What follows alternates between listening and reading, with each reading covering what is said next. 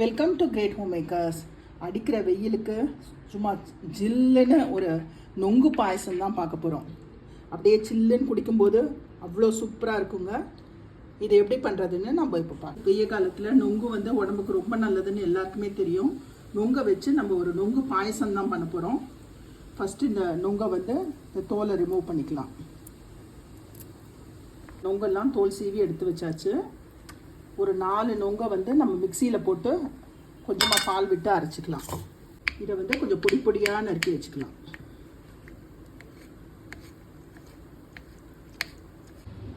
நொங்கு பாயசத்துக்கு ஃபஸ்ட்டு நம்ம பாலை காய்ச்சிக்கலாம். 1 லிட்டர் பால் வந்து காய வச்சுருக்கேன். ஃபுல் க்ரீம் மில்காக இருந்தால் கூட நீங்கள் யூஸ் பண்ணிக்கலாம். பால் நல்லா கொதிச்சாச்சு. நல்லா முக்கால்வாசி நல்லா சுண்டி வந்தாச்சு. 2 table spoon sugar, 1/2 cup condense milk. சர்க்கரை கரையிற வரைக்கும் இது கொதிக்கட்டும். சர்க்கரை நல்லா கரைஞ்சாச்சு. நான் அடுப்பை ஆஃப் பண்ணிடுறேன். இது நல்லா ஆறட்டும். இந்த பால் வந்து நல்லா ஆறணும். அரைச்ச நொங்கு விழுதை வந்து இதில் ஆட் பண்ணிடலாம். கொஞ்சமாக ஏலக்காய் பவுடர், கட் பண்ணி வச்ச நொங்கு பீசஸ், நெய்யில் நல்லா முந்திரியை வறுத்து இந்த பாயசத்தில் ஆட் பண்ணிடலாம்.